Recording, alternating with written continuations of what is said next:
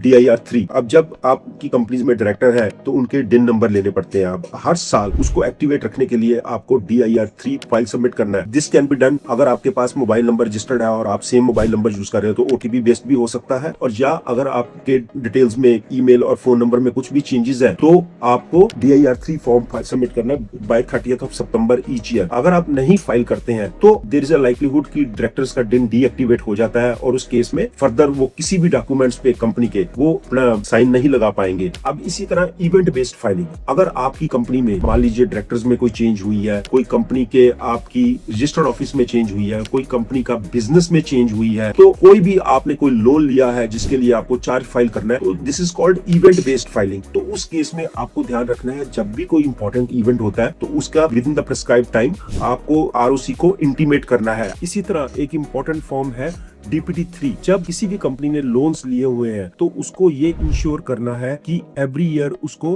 30 जून तक DPT3 form file करना है। अब DPT3 में सारे लोन्स वगैरह की इंफॉर्मेशन उसके अंदर आती है। इसी तरह MSME 1 एंड MSME 2। MSME 1 में आपकी इंफॉर्मेशन अप्रैल से 30 सितंबर तक का जो MSME 1 है उसको आपको 31 अक्टूबर तक फाइल करना है, और MSME 2 है जो उसमें आपका जो 1 अक्टूबर से लेके 31 मार्च का डाटा जो है, जो भी आपके क्रेडिटर्स आउटस्टैंडिंग है उस डिटेल्स आपको 30 अप्रैल तक सबमिट करनी है। MSME 1 और 2 में आपको वो इन्फॉर्मेशन देनी है कि जो जिनसे भी आपने परचेजेस किया है, अगर वो क्रेडिटर्स आपके MSME में रजिस्टर्ड है और उनकी पेमेंट 45 डेज से ज्यादा ओवरड्यू है तो उसकी इन्फॉर्मेशन MSME 1 और MSME 2 में आपको सबमिट करनी जरूरी है। इशू क्या होता है कि हम लोग कंपनीज तो बना लेते हैं लेकिन उनकी कंप्लायंसेस को इग्नोर कर देते हैं, और होता क्या है कि कंप्लायंसेस इग्नोर करने के बाद या तो हमें नोटिस आ जाते हैं या हमें एडिशनल फीस पे करनी पड़ती है। In some cases multiplies on a month to month basis, लेकिन सर्टेन केसेस में penalties can range from multiplication to 100 rupees per day. Company बनाना आसान है लेकिन उसकी कंप्लायंसेस करना इक्वली इंपॉर्टेंट है।